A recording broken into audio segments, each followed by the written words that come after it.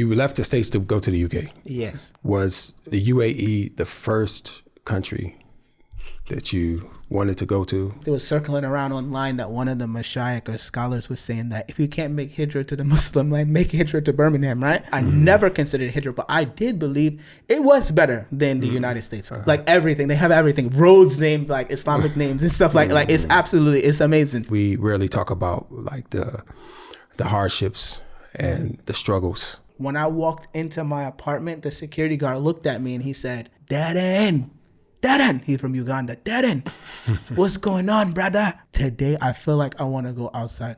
I said, but subhanAllah, look how Allah is. Look how Allah is the Allah Hakim. I said, bro, my newborn baby don't have a UID number, an Emirates ID, or a passport, so we can't leave. And that's how I know I'm supposed to be here. That's how I know I'm supposed to be here. I couldn't run if I wanted to. Business-wise, why real estate? I was getting connections with big players. The prices was going up. So apartments was being handed over their high. All this was going on. So like I had like 200 units in a building. And I was renting them like this.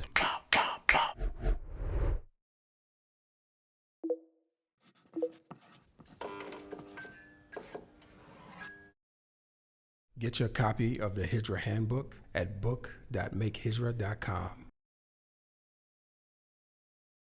All right, bro. It's a pleasure to meet you finally in person. We did some collaborations on our old channel. And since we're here in the UAE, I wanted to get a chance to talk to you. And I think you have a unique perspective about making Hijrah. And a lot of times we talk about good things and the benefits. And we rarely talk about like the hardships and the struggles.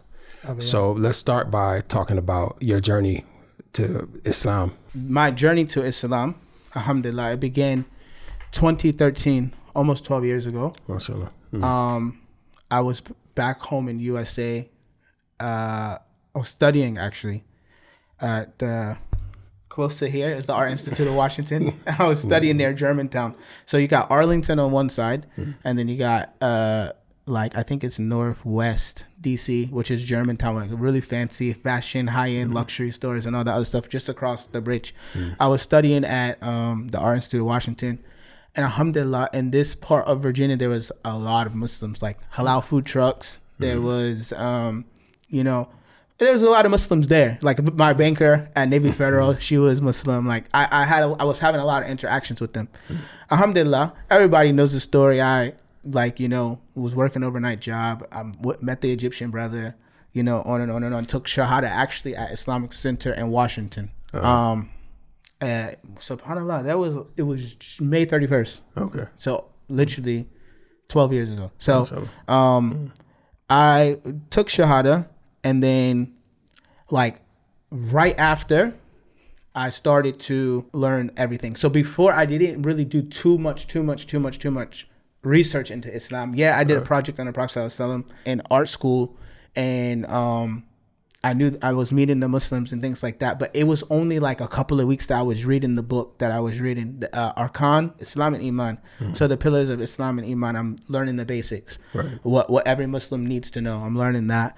And then, alhamdulillah, like I just got right into it, and then like I entered in. Now, it's very interesting because I'm Darren Harris before, and then I just entered in and I became Abdul Mohsin. I never really, you know what I mean? Like everything I brought along with me, it's just like I buried it. You know what I mean? I just buried it. It didn't really go away. And probably on this podcast, we can talk about how the actual real balance of like, for the reverts of like their previous life, and then them balancing Islam in their previous life, and then being on Hijrah, because no one's talking about that. Right. What about your before Islam, like your family upbringing? So family upbringing, we can get into it, like, how it is, playing spades, you know what I mean? Okay. Like, family getting together for cookouts and, you know what I mean? Your family was tight? Yeah, on my mom's side, yeah. So like, it's funny because on my mother's side, it's more, like I'm saying, like playing spades, everybody together on the weekends, 4th of July, this whole thing like this. But then on my father's side, it's a little bit different. They're more conservative and things like that. Right. But alhamdulillah, so we was definitely close. And still to today, I'm really close with You know, I speak with my brother, my sister, my mother, my father, my cousins, you know, and like I find it where that everyone always say like, yeah, make sure you give them dawah on and on and on. But like, I think that the dawah with your actions is the best. Why? Because I'm on TikTok live an hour ago and my uncles, they watch my TikTok live, my mom's brothers. And during the live, my uncle coming in, he's like, nephew, I'm so proud of you. I love you. You're doing a good thing. Like, keep it up and everything like that. So I'm like, you know, alhamdulillah, I'm grateful that Allah gave me tawfiq to, you know, remain on the straight path and then to be able to be a positive role model for my family. You know what I mean? Right. Did anybody accept Islam from your family? Not, like, I don't know. But I mean, not that I don't know, but like one of my second cousins, he's a boxer, Lamont Roach. And I know one of my other cousins, Josh, I know he became Muslim. But I'm not sure if Lamont Roach is a Muslim or not. And then on like my first cousins, I think one of my cousins did accept this, but he accepted Islam before, I think. But like, you know, like Dawat Salafi, Ahl Sunnah, you know, implementing and things like that. No, I would say nah. So, okay, so you become Muslim. That was in college, right? Yeah, and university time, yeah. Okay, so why Hijrah? Why not just stay in that community? Oh, why Hijrah? Subhanallah. I mean, for those who don't know, because everybody here in the UAE, they want to run to America. I mean, they think I'm a crazy guy. They think I'm a crazy guy for being here in the UAE. So why Hijrah? Subhanallah, like, just imagine being in America and like the nearest mosque is 35 minutes away, or you struggle to find halal food or and things like that. For me, I was there for a year and a half. I was having a hard time finding a job. I was actually having a hard time finding a job. And then like I wanted to get married, and like I said, previous life, you know what I mean? Like you just bury it. So imagine you're young, you're full of desires, you know, you lived a certain lifestyle, and then now you're trying to adopt a lifestyle where you want to stay away from ma'asi sins and major sins and minor sins. And you want to learn your religion and things like that. The environment in the United States is not, probably, I would say, not the best to be in. You need to think about the environment to grow. So imagine it's like a flower. You want to grow. If you're in the desert, it's unlikely that the flower is going to grow. So I thought about it, and the intention for Hijrah actually happened more after I got married. So you married in the States? No, I married in the UK. So it's something missing. Pardon? It's something missing. Oh, yeah, definitely. So you left the States to go to the UK? Yes. Okay. And this was after you accepted Islam? After I accepted Islam. Right. Now, this is the beautiful part about Islam. All right. Now, I left the United States for marriage. Now, we all know the first thing with Hijrah or anything is niyyah, the intention. So my intention to go to the UK was for what? Marriage. Now, when I got there, I got what? Marriage. Right. Now, once I got married, then now the next step is beautiful how the hadith is laid out. The next step was what? Hijrah for Allah and His Messenger. Why? Because I was married. And then you have a responsibility, because obviously we are leaders of our family, and on and on and on. Right. So the intention for Hijrah actually came from being married. Before, I didn't even think about traveling. I didn't have a passport. I didn't have a passport. So those single brothers that's out there and they're watching these podcasts, and you know, they're trying to learn and things like that. The fact that you are thinking about getting a passport while you're single is something tremendous, because imagine trying to make the move for Hijrah without a family. You know, they're looking at me and using me as a blueprint to make Hijrah. I made Hijrah with 3 kids. SubhanAllah, not easy. You know, 4th one here, 5th one in the chamber, should be here in 2 months. So, you know, they're looking at me and using me as an example, but in reality, their path may be easier than mine. Let me get this right. So your experience in the States made you think about the idea of making Hijrah? My experience in the States definitely made me want to not be there, considering what I was hearing from speaking with my wife about how England was, you know?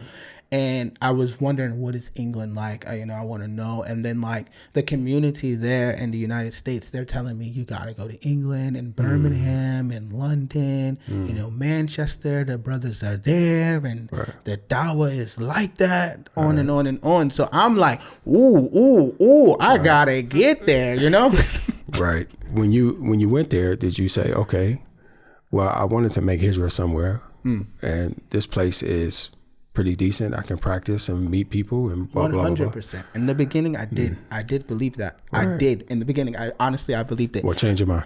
Because look, when I left, they were telling me, like, there was like, I think there was circling around online that one of the mashayikh or scholars was saying that if you can't make Hijrah to the Muslim land, make Hijrah to Birmingham, right? So in my head, I'm in this community and in this, with this group of people.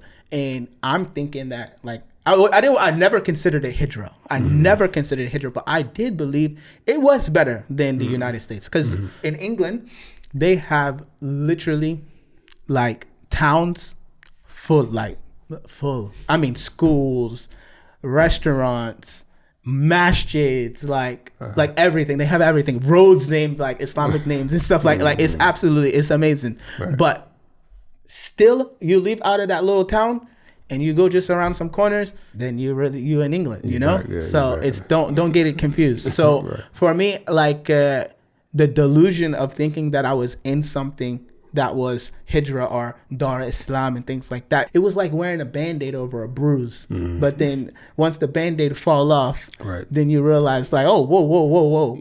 This is where I want my kids to be raised. Right. To get your step-by-step guidance on relocating to the Muslim world, go to makehijrah.com/blueprint. How much time did you spend there in the UK before you moved out? 6 years.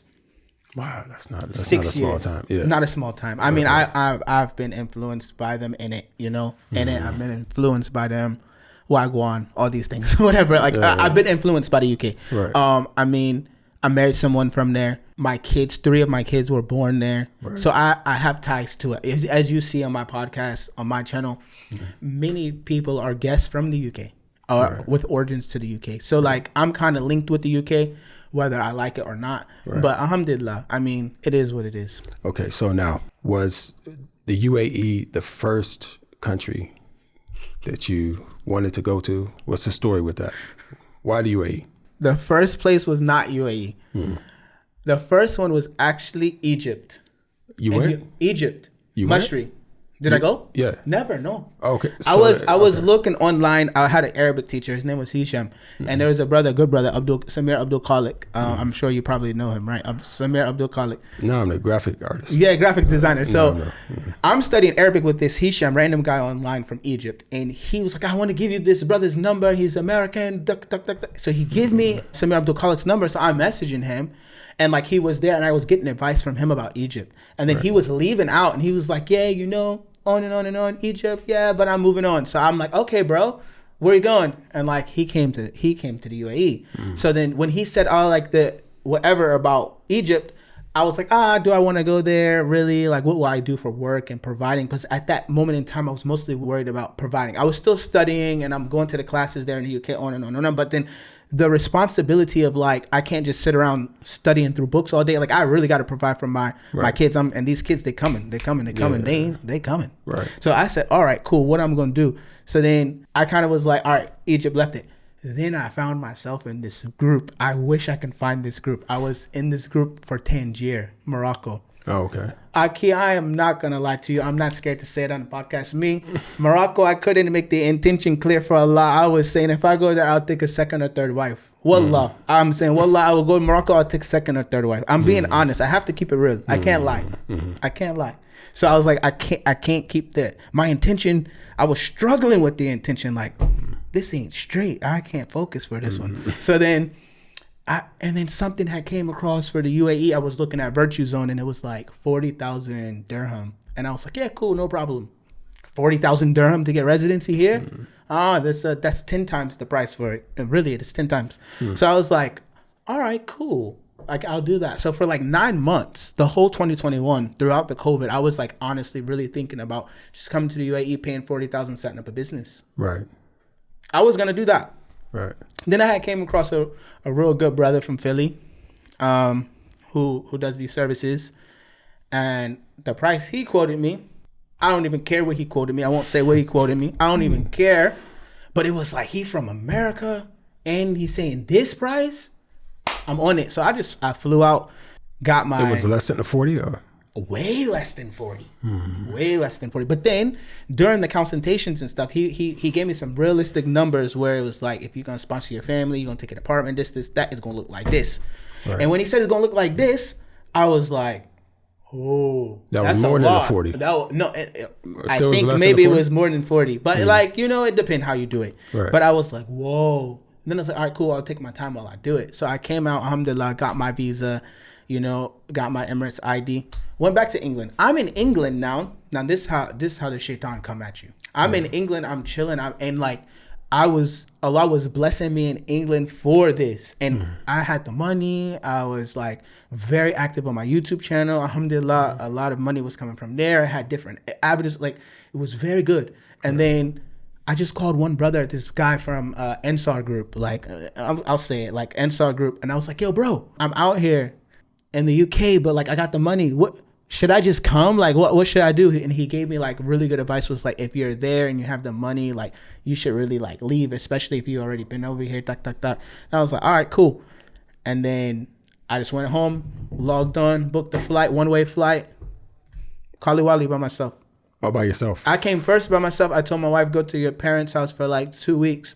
And then you come out. And then when you come out, I'll sponsor y'all. And I was like I had left before I sold my car. So I was like, I told her and her brothers and her family, yo, sell my car. And then like, for me, I'm a very fast and spontaneous guy. I don't really think about, I don't like my tawakkul on Allah and things like that is real. Like, I'm not a scared guy. I was like, yo, I'm going to do it. I ain't scared. I left and I was like, just sell my car. Like, I had zero fear. When I tell you zero, everybody was like, oh, Abdul Bhai going, because my wife is Indian, right? Her British Indian. They was like, oh, Abdul Bhai going, UAE, no job, this, that, taking 3 kids, Dubai too expensive. And I was like, I don't care. Like, I do not care. Alhamdulillah, look how Allah subhanahu wa ta'ala can elevate people and he can also bring us down. So then, alhamdulillah. So I'm grateful. So that's all I can say. I'm grateful. That was actually my next question. Like, what was your plan to sustain yourself? I didn't have one. I mean, you didn't have a plan like, but I had passive income. I had passive income. I'm a YouTuber, so I have my YouTube income. Okay. I had an Amazon FBA business online, and I had my little delivery account. So like, I was renting them out to people, which I don't even think is allowed. But I mean, I was so popular as a delivery driver in England. I was like, I can just rent out my accounts. Whatever they make, I take a percentage. Like, I didn't care because like it was, and at that time of COVID, it was so cheap here. Like I honestly, not that I didn't care, and I had savings as well. So I had saved. So it wasn't like I thought that I was like whatever, but I knew that I would be okay for 1 year. Right. I was like, I'll be all right for 1 year. Were you all right for 1 year? Alhamdulillah, I was all right. No. No. Outlook, Aki, subhanAllah, after 6 months, I was like, whoo, that money gone. Wait, hold on a minute. I started looking at the account. I said, hold on a minute. This only been 6 months. I calculated my projections was for 1 year. Right. So then, and then at the same time, my wife got pregnant. So so now I'm running out of money and she's pregnant. So now our Hijrah the test came. What we gonna do? Alhamdulillah, we spoke about it. I had her on my podcast. She spoke about it. She talked about how it formed her to really, really, really reflect on her intention for the Hijrah and to put her tawakkul on Allah, and she grew through this situation. So like, alhamdulillah, Allah subhanahu wa ta'ala, because my intention was clear. I'm going for Allah. Allah gonna provide for me. I don't care. I'm gonna do whatever. And like, it's true. Seriously, still till today, alhamdulillah. So like, the intention is very important. So like, Allah just provided for us. Like, I didn't have really nothing to like, it just happened. So what was it though, man? I mean, just so people can benefit, like, did you left out some things that in your budget that you didn't think about? Stuff started coming up, people got sick. What happened? No one got sick, nothing. It's Dubai, Habibi.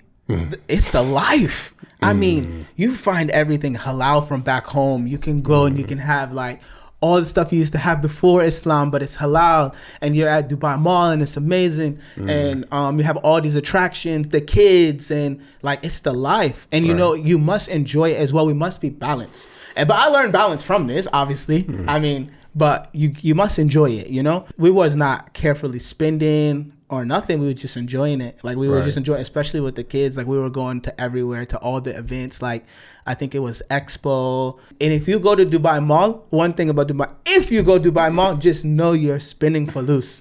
You're gonna spend falus. I'm telling you, you will spend money in Dubai Mall. Right. So that's what happened. Like we just spent the money. We didn't really. And then obviously we didn't have the insurance. So the baby, we didn't have insurance. I had to pay out of pocket. To get your consultation from people on the ground in the Muslim world, go to consultation.makehijrah.com. Before we move on to something else, right? Yeah. What was the lesson? Like, what would you tell? Here comes Fulan that's coming and saying, hey, man, I got the savings, I got some passive income. Same exact situation. Just don't, like I always tell people, live below your means when you come out here. Like, one, live below your means. Two, like know what you're about to get yourself into. Make sure your family is on board and they're supportive. If your kids are really young, don't worry about thrusting them into a school for like 70,000, 80,000, 90,000 dirham right off break. Or like, you know, just be a little bit smart with how you enter it, you know, because you don't know what will happen when you come. Like it's like, yeah, cool, you're making hijrah, but you don't know what's about to happen. So so did you lose some of that passive income? Yeah, subhanAllah, all of it.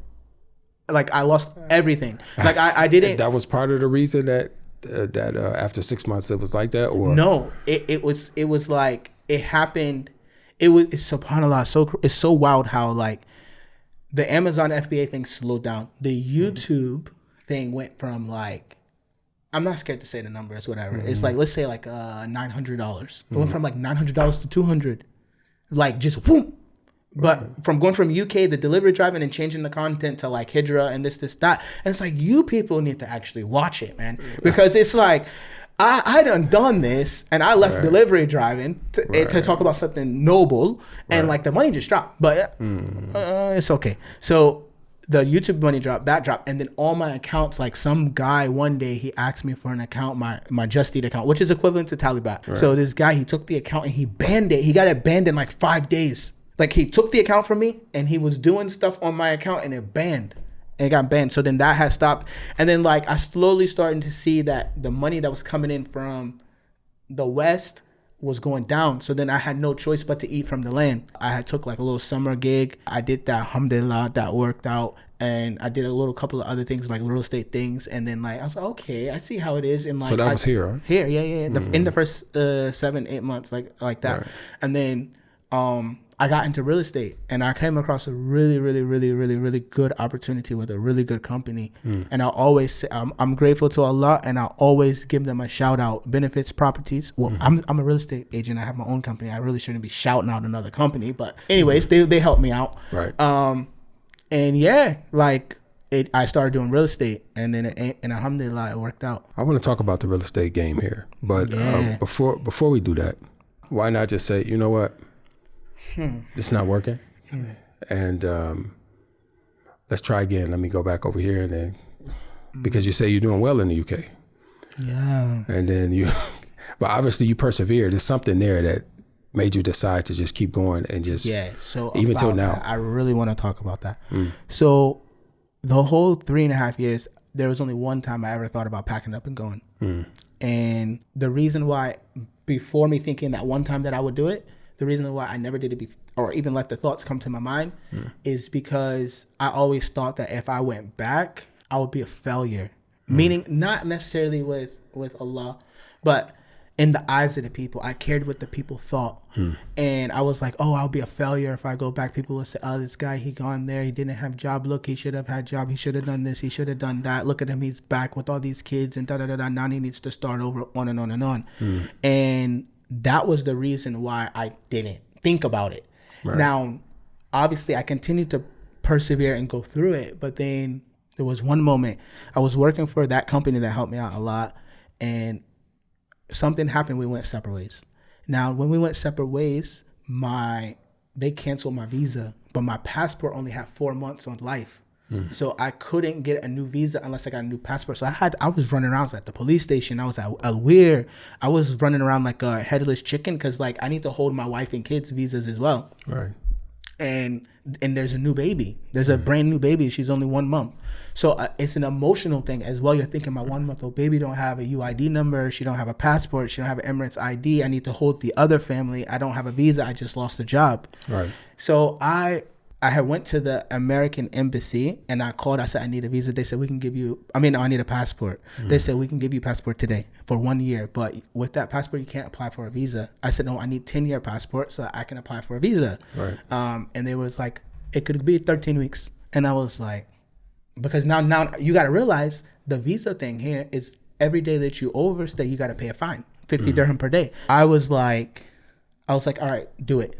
And alhamdulillah, the passport ended up coming in like 3 or 4 weeks. So I got penalized for like 3 or 4 weeks. But the point is that day when I gave my passport and sent it off, when I walked into my apartment, the security guard looked at me and he said, Darren, he's from Uganda. Darren, what's going on, brother? I said, bro, I've been here for however long. I was there for maybe a year and 3 months, whatever it was at that time. I said, bro, I never felt that I wanted to leave and go back to America or go outside. I said, today I feel like I want to go outside. I said, but subhanAllah, look how Allah is. Look how Allah is the Allah Hakim. I said, bro, I don't have a passport. I said, bro, my newborn baby don't have a UID number, an Emirates ID, or a passport, so we can't leave. And that's how I know I'm supposed to be here. That's how I know I'm supposed to be here. I couldn't run if I wanted to. And then I fought that thing. I fought it. Whatever trials and tribulations, not having money, whatever we had to eat or however we had to do it. I think I had to get rid of the rental car. I had to take the bus. I was back on the metro, and I didn't care what nobody thought. Why? Because what was the most important thing to me was the Hijrah. And I couldn't leave if I wanted to. And that was the only time in the 3.5, 4 years that I felt like I wanted to leave. And I was not allowed to leave. So when that happened, that was the bottom. And alhamdulillah, since then, I haven't been down there to that bottom. But now you have to fear the bottom and you got to fear the top. And I'll tell you, the top up here, when you not saying I'm like up there or something, but I mean like running a company, alhamdulillah, like large amount of monies that you never seen come and this, that, like tests come with that as well. So the Hijrah, you can get tested with the Hijrah from the lows and you can get tested with the Hijrah from the highs. Right. And I'll tell you, the highs is way worse than the lows. If you know what I mean, brother. I got you. Listen, man, yeah. I'm curious to know, because everybody says here, you have to hustle. 100%. You'll find in other countries, you find some brothers chilling, man. Like in Egypt? In Egypt, other places as well, but yeah, Turkey even. I never been. I've been there for a holiday. That's it. Chilling, not in a bad way. I don't mean that in a bad way, but really, they have income coming in, and the income suffices them. You know what I mean? And it's not as challenging as a place like Dubai. Yeah. Right. So, business-wise, why real estate? The way I got into it was spontaneous, as I'm spontaneous by nature. Right. One day I just decided to build it next to my apartment. It was brand new. It was being handed over. Handover means like the owners are coming to take their keys. Right. I wanted to go in to make a video to post on like Snapchat or Instagram. Like, oh, look, guys, new building, just handed over. This is so cool. Like just random, like that. And the security and the management was like, no, you need an NOC. So the challenge of entering in to record was interesting to me. And then like I ended up calling somebody, because at that time I didn't have the job. So I had called somebody on the phone and they was like, yeah, start Monday. And I was like, yo, did I just get a real estate job in like 24 hours? So then I got into it, and like with leasing, like you got to hustle. You got to go to the buildings. You got to take photos. You got to find a client. You got to rent it. And then you're making 5% of the rental value. And at that time, that's what, well, now it's extremely For the high. year or for the month? For the year. So you're making 5% of the rental value for the year, and then the prices was going up. So apartments was being handed over their high, all this was going on. So like I just jumped into it, and then like I told you, I had a really good experience with the benefits properties. Like I had like 200 units in a building, and I was renting them like this. Alhamdulillah. So I was like, yo, this is cool. Like, and it's easy. Like I speak English. Like, it's not hard work. It's like ABC 1, 2, 3. And then I started learning about like off plan, and like I was like, wait, I believe in the vision of Dubai. No. I believe in this. Like, So who was giving you the leads? So you had to hustle for the leads.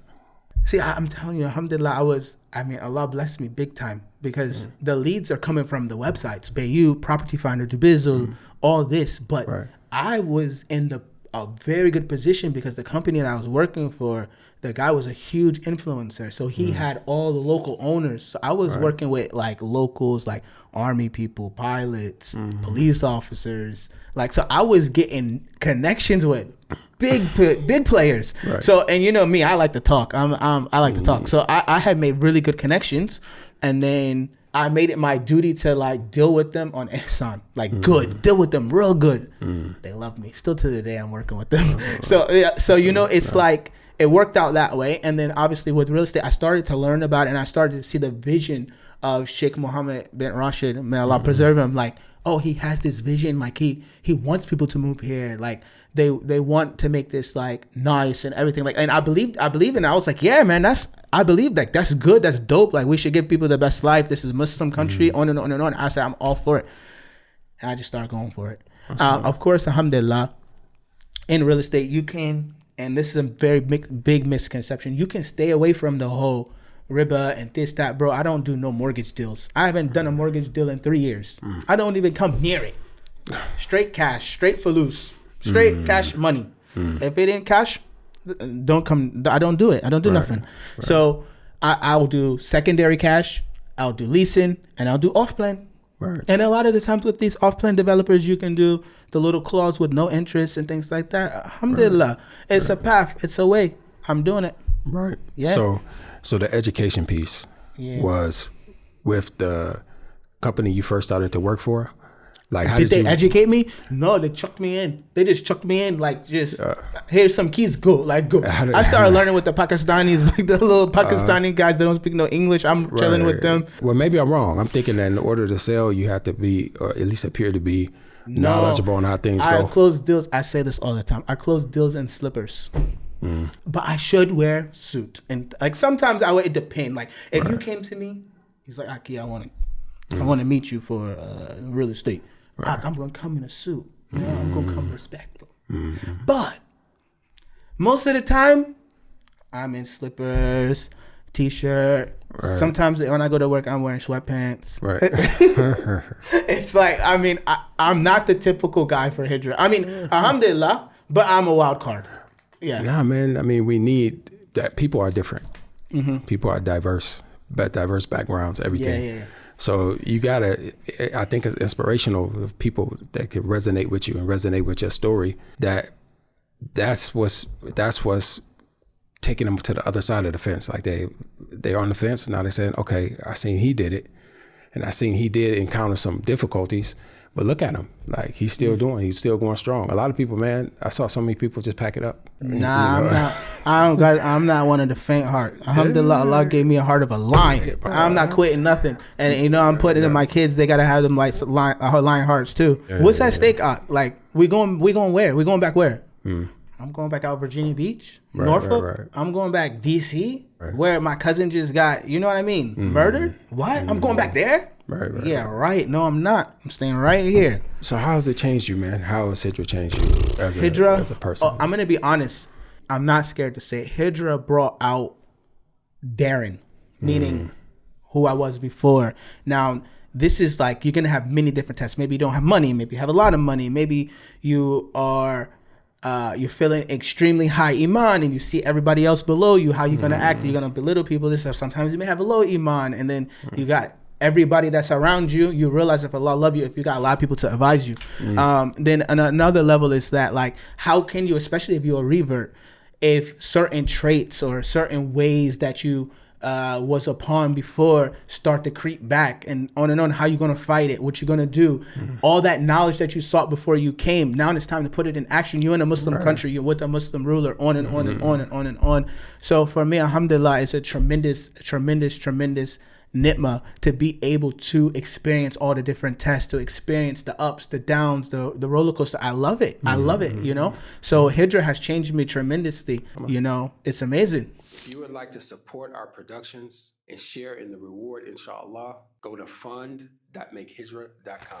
You as a family man. Yes. Because you have, your children growing up in a different environment. They didn't have to experience the things, maybe some of the things that you did. Yeah. I want to know about support, man. Like, this is not an easy place to stay. Once you establish yourself, maybe it becomes easier, right? Yeah. But what type of support groups or support do you have? Like if you're down and out, like you really need help, where can you go? First to Allah. No. And then after, personally, I mean, your home, like your family, you guys are all in it together. Right. If you have, like, alhamdulillah, I mean, like, I have, like, consultation calls with people frequently and those back home. Like, sometimes brothers don't know, like, how pleasant it is for me to just talk to somebody from back home. Even though they're like, yeah, they're getting advice for Hijrah, but just to actually conversate. They don't get, like, yo, like, technically, like, I was down and you really helped me out. But they don't even know it. They don't know it. But things like that. Obviously, the community here. But one thing I want to say is that the community... And yes, they have brothers that's in Sharjah, they have brothers that's in Ajman and things like that. But we have to make sure that the communities that we build here, that we be making a brotherhood that's not based upon any kind of benefit. Yes, of course, we all have to survive here and on and on and on. Right. But like, the first thing should be is like, love for your brother, what you want for yourself, not like, oh yeah, these brothers like business or like this or da da da da. No. We have to have a serious brotherhood, I think, and like the sisters need to actually come closer as well, because like you said, thinking about that now, it's like if me or my wife get low down, like who do we have besides each other? Right. Like she could probably she have a couple of sisters that she know here, and I know some brothers here and there, but like the hard part is like, especially if you have a Muslim raised family and they're back there and you're here, that's the toughest for the people. I'm telling you, that has to be the toughest for them. So me, I'm a revert. My family back home, they're not Muslim, but still my mom calls every day. She speaks to the kids every day. She FaceTime me every day. Let's put it in perspective, because when we're driving around here, I guess we're just seeing tall buildings, skyscrapers, this, that, and the other. We haven't been to many residential areas. Yeah. So how spread apart are brothers and sisters here, or do people tend to move to a certain area, let's say in Dubai or in Sharjah? Like this is just a foreigner neighborhood. Is there something like that? They all go, like, a lot of people, they go like Sharjah. They go Sharjah, they go Ajman. And they're out there like sometimes. Together or spread? I have no idea. I barely ever go Sharjah, Ajman. I mean, I'm in Dubai. So what about you in Dubai? Is it spread too? Or yeah, a lot of people are in JVC. Some people are in JVC. I know a few brothers in Arjan. Now more and more recent, like my area over the last 3 years, because you gotta remember, like, so much has been built in my area. It's like masjids have been built and new buildings have been built, and like people are there. Like I'll be online and someone's like, yeah, I'm in JVC, or I'm living in Arjan. Like there's a brother now who did consultation calls with me or something, and he's living in Arjan, and like I'm like, well, you're living in Arjan? Like, what? Really? So, I mean, alhamdulillah, like, people are quite everywhere. There's another brother from Norway. He came out. He's in Marjan, which is not far from me, a 10-minute drive. We're supposed to be linking with them next weekend. So, I mean, like, yeah, it's there. It's not like super duper spread out. Like, everybody can get to everybody. Like, if something like emergency happened, like, definitely, yeah, everybody can get to everyone. Plus, my wife got family out here. Indian, British, Indian, they everywhere. They everywhere. Right. She got 3 cousins out here. So I mean, I could tell by your personality, like you get along and you seem to be not an introverted. So, what would you say about networking? Networking is key. And I mean, not limiting your networking to just Americans or no way. Right. Like, bro, I'm with everybody. I have Thai clients. I have Chinese. I have British. I have locals, Emiratis. I have Lebanese. I have every country, African, Nigerians, everybody. I'm with everybody. Well, for business. Right. For business, I'm with everybody. I mean, and alhamdulillah, I have a good experience with everybody. Alhamdulillah, especially with business. But when it comes to like social media, so like you have business and then you have like social media and things like that. The same, yeah. Like I network with everyone. Obviously, that's the key. A lot of people tend to be isolated. We call it In Egypt, we call it being in the basement. Like, no, you cannot be in the basement in Dubai. Whatever you do, you cannot be in the basement. Whatever you do, like, that's a very big advice. If you come here, you cannot be in the basement. There are people in the basement and they're reading their books and everything. But the thing about it is, if they came out the basement, the world opens up because you have people that can really help you, and people really genuinely help you out of problems. Because I don't know how it is here, but there in Egypt, for example, it's not what you know, it's who you know. Really. Yeah, 100%. Somebody can bail you out of a situation. I like to ask that question because some people think that they can come and just isolate themselves. No way. You isolate yourself, you'll be going right back to the West.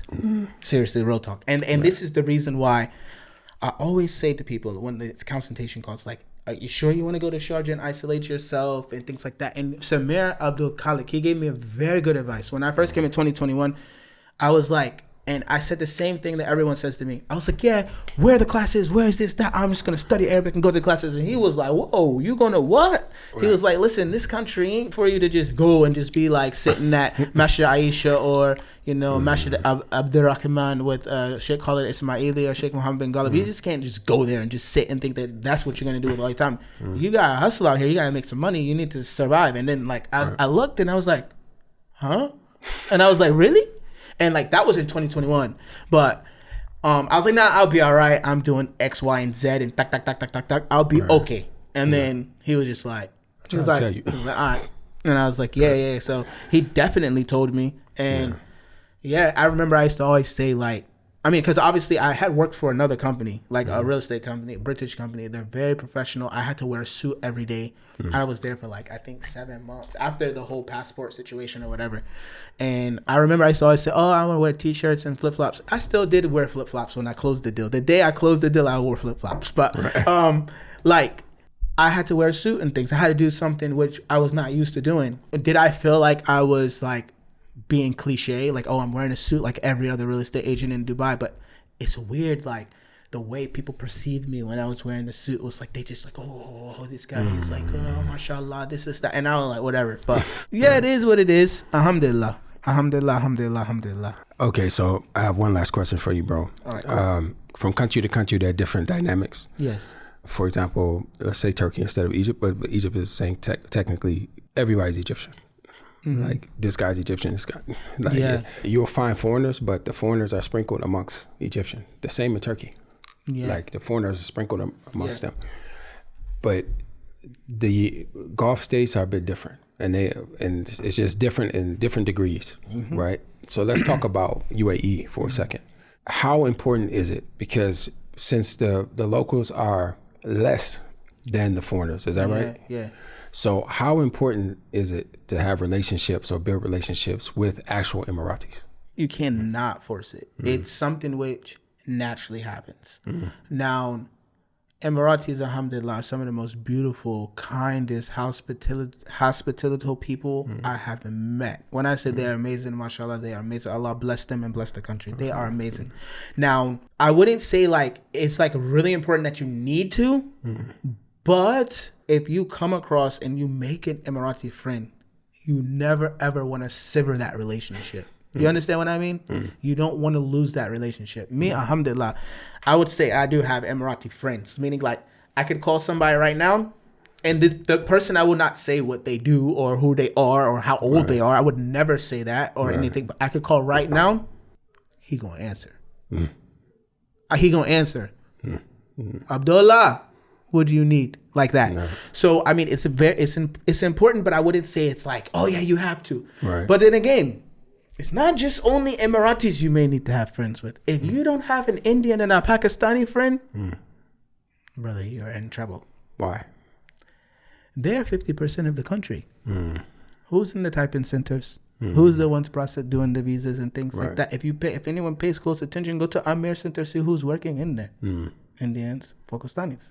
Look, you go to the place where the government is across the street, you will see Asians. Right. And you better have an Indian and Pakistani friend too. One who's smart and knows what's going on. Right. Because you gotta realize they've been here for so many years. They know everything. Right. And sometimes we speak English, so you may need something. You may think like, oh, I need an Emirati friend, but maybe you don't speak Arabic. So how can you communicate with them? You know, unless they speak English. So it's important to have all three Indian, Pakistani, and Emirati friends. All right, man. I really appreciate your time, bro. And it's a pleasure to meet you in person. Inshallah, we'll be in touch. Inshallah. Definitely.